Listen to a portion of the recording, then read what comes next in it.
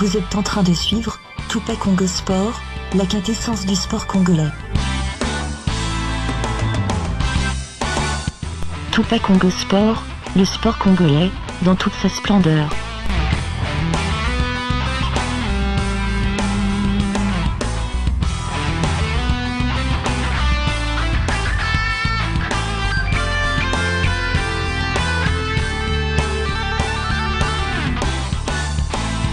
Je serai accompagné de ceux-là qui font des analyses concrètes. Alors, il s'agit de Papi Katassi. Bonsoir, Papi Katassi. Bonsoir, Papi Ali Koumaksa. Et ça va bien? Ça va bien. Très important.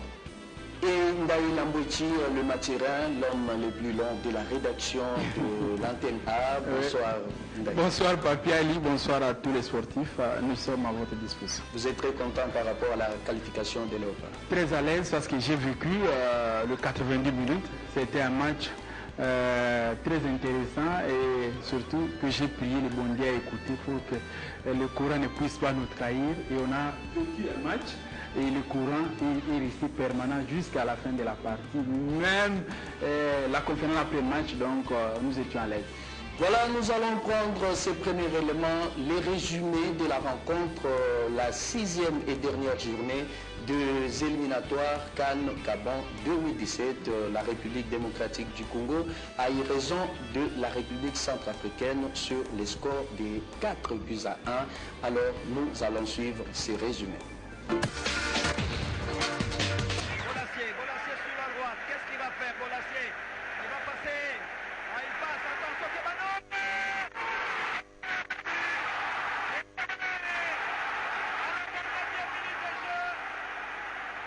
Et oui, les Léopards ouvrent la marque.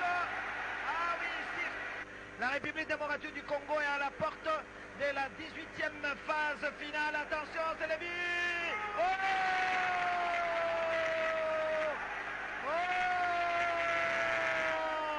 Firmez mon bébé, je n'avais pas fini de parler parce qu'il est le but d'honneur. Diaba n'est pas sur la feuille de match. Voilà, ça, la réduction du score. Ils ont bien combiné le centrafricain à la 17e minute de prise. 1 contre 2 et voilà. Congolais, attention, qu'est-ce qu'il va faire?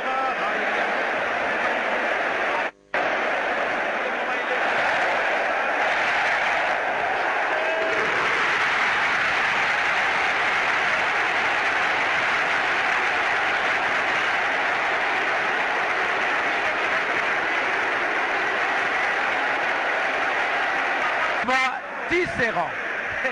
Il fallait absolument prendre le relais. Il n'y a pas hors-jeu pour ça. Il n'y a pas hors-jeu. Il n'y a pas hors-jeu.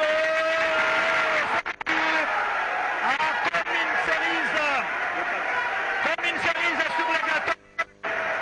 Comme une cerise sur le gâteau. Bapaka Jordan qui marque son 4e but avec le Léopard.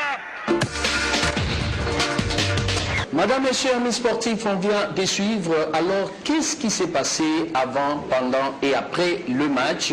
Donc, Ndaï Ilambouchi nous propose les à côté de cette finale. Plutôt un match final, allais-je dire, un match très, très capital pour la République démocratique du Congo. 4 buts à 1, c'est le score qui a sanctionné la rencontre entre le Léopard de la RDC ou Bazobangui de la RCA, comptant pour la 6e journée des éliminatoires de la Coupe d'Afrique des Nations Gabon 2017. Ce match nocturne a été bien accueilli par les amoureux du ballon rond qui avaient pris d'assaut les stades des Martyrs. Après cette rencontre, les avis sont bons. Une très belle victoire, c'est vrai, et qui est remis presque en deuxième période.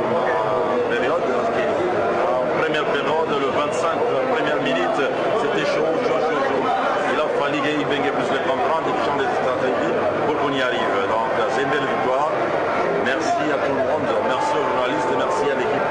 Oui, très content d'avoir gagné le match, surtout par 4 buts à 1. Moi j'avais déjà pronostiqué 3 buts à 1, mais Dieu merci, nous sommes là, oui. Nous avons eu le bonus. Les tickets de la phase finale de la Coupe d'Afrique des Nations Gabon 2017 est acquis. Maintenant, les regards sont tournés à la préparation des banquets continentaux.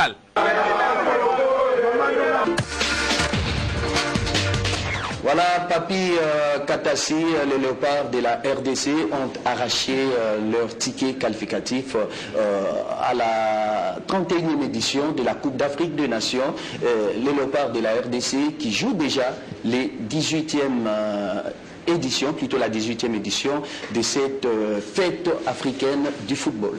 Bah oui, Papi Ali, merci d'abord. Je crois qu'au départ pour la RDC, ce n'était pas facile, hein, compte tenu de la physionomie, de l'aspect même de ces matchs et de l'enjeu même de cette rencontre. Ce n'était pas du tout facile pour la RDC, même si sur les papiers on l'a dit, la RDC a une pléiade des stars, hein, on l'a vu.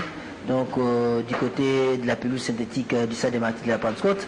Mais bon, une rencontre quand même qu'on n'a pas commencé tambour battant, que les Léopards n'ont pas commencé tambour battant. On a connu en tout cas 15 minutes de crispation et il fallut attendre en tout cas quelques minutes après, donc juste après les quarts d'heure pour voir la RDC aller au turbo, aller au charbon, aller à l'abordage pour inquiéter cette défense de la formation des Fauves de Bazubangui. La belle ouverture, bien sûr, cette assiste de Bolassier sur notre ami Niskins Kebano, et c'était l'ouverture du score du côté de la RDC. L'essentiel est que la RDC s'est rassurée et la RDC s'est invitée pour une fois au banquet continental. Je crois que c'est important, c'est un travail de longue haleine qui a été battu par un staff donc des locaux. Je crois que c'est qu'il faudra féliciter. Il faudra aussi féliciter les joueurs qui se sont mouillés en tout cas les maillots pour donner cette qualif à la RDC. Ndaï Lambouchi, dès l'entrée, vous nous avez parlé des émotions, des tensions qu'avait la population par rapport au problème d'électricité. Finalement, tout a été bien réglé, il n'y avait pas de désordre, l'ambiance était au zénith. Voilà, il faut féliciter les comités d'organisation de cette rencontre, Papi Ali. Nous avons vécu tous nous Congolais et les amoureux du ballon rond que nous sommes, nous avons participé à cette rencontre. Moi, personnellement, j'ai senti que nous qui étions au stade avec nous étions en communion parfaite avec les joueurs et l'équipe nationale. Les Fauves ont été soutenus jusqu'à la dernière énergie et il faut reconnaître que c'était bien. Mais seulement aussi, il faut féliciter l'homme, Florent Ibenge, qui a fait un changement payant poste pour poste et la victoire est arrivée. C'est comme ça, la victoire est acquise. Mais maintenant, Papi Ali, on a senti que tout le monde était autour de cette victoire, hein, la qualification de la RDC à la Coupe d'Afrique des Nations Gabon 2017, c'était une motivation, un esprit de communion fraternelle entre le peuple et l'équipe, et c'est important. Mais maintenant, il faut voir et régler tous les problèmes qui restent pour permettre que cette équipe puisse faire une belle préparation, ça c'est un, et l'idée est arriver à jouer comme il se doit lors de la fête du ballon rond du côté du Gabon 2017. RDC qualifié à cette fête du football africain, la République démocratique du Congo qui joue sa 18e édition de la Coupe d'Afrique des Nations sur les 31 éditions déjà en vie. Et voilà, les 16 qualifiés de la CAN Gabon 2017 sont connus à travers cet élément.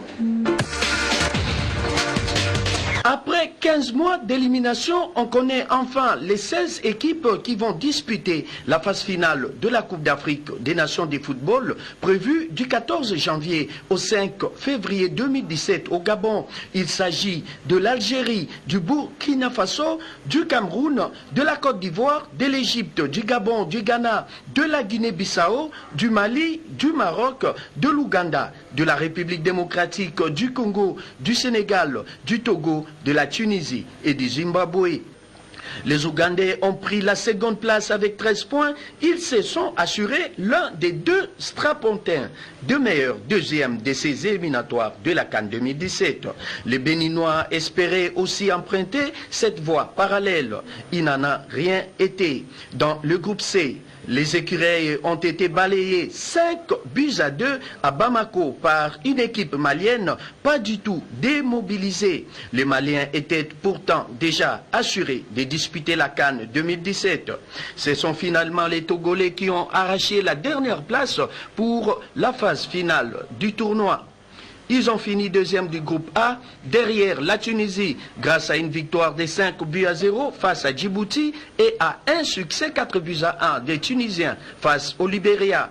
La qualification de la République démocratique du Congo était, elle, beaucoup plus prévisible. Les léopards de la RDC ont conclu ces éliminatoires par une cinglante victoire 4-1 face à la République centrafricaine à Kinshasa. Les fauves du Bazou-Bangui ne disputeront pas la première phase finale de leur histoire. Ils terminent à la deuxième place du groupe B derrière les Congolais. Au final, une seule grande nation du football africain manquera à l'appel. En janvier prochain, les Nigériens ont fini deuxième du groupe G derrière les Égyptiens. Ce sera d'ailleurs le grand retour des Pharaons après 7 années d'absence à la CAN. Le tenant du titre, la Côte d'Ivoire, sera également de la partie au Gabon. Les Ivoiriens ont pourtant eu de grandes difficultés à se qualifier.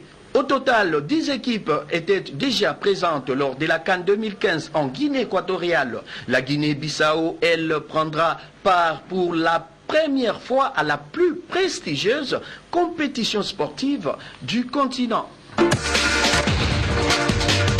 Les léopards de la République démocratique du Congo et les CAN, nous avons bien dit, c'est déjà la 18e édition. Depuis 31 éditions, la République démocratique du Congo se retrouve avec des différents entraîneurs. Il y a des entraîneurs expatriés également, des entraîneurs nationaux. Alors, les expatriés n'ont rien fait.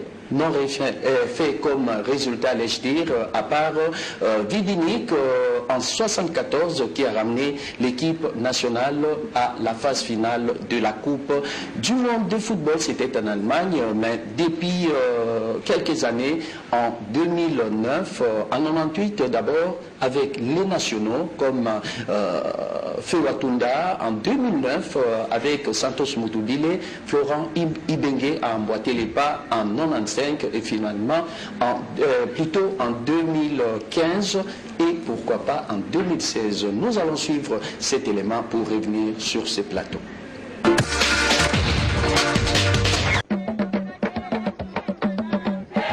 La République démocratique du Congo, ex-Zaïre, premier pays subsaharien à participer à une phase finale de la Coupe du monde de football en 1974 en Allemagne, commence petit à petit à retrouver ses images datant. Champion d'Afrique en 1968 et 1974, les léopards du Zaïre, conduits par Blajgov Vidinik, le Yougoslave. Depuis lors, la République démocratique du Congo ne se retrouve pas sur le podium à l'issue des différentes compétitions. À la tête des léopards, les entraîneurs expatriés des différentes nationalités qui n'ont rien produit comme résultat. Ils ont fait que de la figuration. Les Français, d'abord Robert Nouzaré, ensuite Patrice Neveu, enfin Claude Leroy, tous budgétivores. Il a fallu attendre 34 ans après Vidinik pour voir les léopards se retrouver sur la 3e place de la Coupe d'Afrique des Nations au Burkina Faso, sous la conduite de feu Watunda Yolo. Encore un autre Congolais à la tête de l'équipe nationale. Lors de la première édition du CHAN en Côte d'Ivoire avec Santos Mutubile Ndjela, la République démocratique du Congo, champion du CHAN. 6 ans après, la Fédération congolaise de football association fait confiance à l'entraîneur congolais diplômé UEFA niveau A, venu de Shanghai chinois, Florent Ibenge, sélectionneur de l'AS V-Club.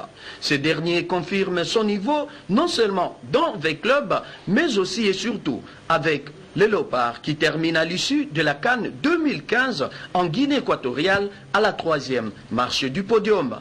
Somme toute, inspiré de la confiance des entraîneurs nationaux, René, la valeur intrinsèque du football congolais. Que vive le football congolais, cap vers Russie 2018, qui veut aller loin, ménage sa monture, dit-on. Papi Katassi, l'élément est clair. Juste un mot par rapport à l'arrivée des entraîneurs expatriés qui n'ont rien donné et les entraîneurs nationaux ont quand même donné des coupes. Vous avez suivi très bien ces papiers. Oui, bon, c'est un bon papier. Bon, moi, je crois qu'au-delà de ça, on doit quand même relativiser par rapport aux apports des uns des autres, que ce soit les expatriés ou que ce soit les nationaux. Donc chacun a eu à tirer sa part et à donner à la RDC, à permettre à la RDC d'écrire l'une des plus belles pages de son histoire. Tu l'as rappelé à l'époque, les Yougoslaves Vidinic avaient permis à la RDC de gagner et la CAN et de participer pour la première fois à une phase finale de la Coupe du Monde. Bon, à part ça, il y a eu aussi quand même des coachs expatriés qui sont passés à la tête, bon, même s'ils sont plus coûtés, on les paye, voilà, budgétivement, on les paye plus, mais il y a eu quand même des coachs qui ont amené un minimum d'organisation, un maximum donc d'essence dans le travail. Il y a Claude Leroy qui est venu, même si les résultats n'ont pas avec Claude Leroy. Bon, aujourd'hui la révélation c'est Florent Ibenge Ikwangé. Moi je crois que c'est Florent, c'est un patrimoine donc national pour la RDC. On est fiers de Florent, on doit essayer de garder Florent, mais permettre aussi à Florent Ibenge de vivre dans un environnement qui est serein. Cela veut dire un salaire, un logement, un véhicule, tout ça. C'est comme ça que ça s'est fait dans d'autres staffs du monde. Pas seulement à Florent Ibenge, mais à son sein, dans ses staffs, il y a aussi des nationaux quand même. Il y a les Aramouini, il y a les Boulaïba, il y a Christian Tsengibeme. Moi je crois qu'il revient à l'État et qui est les salariés pratiquement, donc l'employé, excusez-moi, des staffs techniques de notre pays, de doter ces staffs des moyens et de permettre aussi à ces staffs d'exécuter à bon escient ce programme, parce qu'il y a déjà un programme qui est conçu pour permettre à la RDC de bien participer à la CAN et à la République démocratique du Congo de participer à la prochaine Coupe du Monde de la Russie 2018. Ndaï Lambouchi, juste un petit mot par rapport à cette évolution des entraîneurs nationaux, Santos Moutoubile, Watunda Yolo fait Personane et Flora Ibenge, mais aujourd'hui la RDC est à un pas vers la Coupe du Monde Russie 2018. Moi, je pense que l'histoire nous enseigne aussi beaucoup de choses qu'il faut se référer. Quand Vidinik a permis à cette équipe de la RDC de se qualifier à une phase finale d'une Coupe du Monde, moi je pense que il faut interroger l'histoire. Quels sont les moyens palpables disponibilisés pour que cette équipe puisse produire un bon résultat. Il s'est préparé, donc voilà, c'est bien dit, l'équipe s'est préparée. Donc si j'ai quand même eu la grâce d'assister à quelques consultations du président de la Fédération congolaise de football, l'association Costomari, qui s'est conféré avec plusieurs structures de la place et parmi la motivation, les projets, les cahiers que Costomari transmettait à tous ses interlocuteurs, c'était la qualification de la RDC à la Coupe du Monde de la Russie. Et il y a une phrase là qui m'a beaucoup marqué. Il a dit ceci: je suis membre du comité exécutif de la CAF et de la FIFA. Donc imaginez un peu, je suis dans ces sphères-là, mais l'équipe de la RDC ne joue pas la Coupe du Monde. Qu'est-ce qui se passe? Nous avons les joueurs qui sont valables, capables de répondre, et d'ailleurs ils évoluent dans des équipes respectées. Nous avons des joueurs professionnels, Papi Ali, les sportifs ne vont pas me contredire, et je pense que maintenant c'est le pouvoir public d'accompagner cette équipe nationale à mettre un peu de moyens et surtout à permettre à ce que ceux qui travaillent pour que le football puisse aller de l'avant ne souffrent de rien. Ne puisse pas aussi se décourager chemin faisant, parce que la route est encore longue pour se qualifier à la Coupe du Monde Russie qui arrive d'ici là.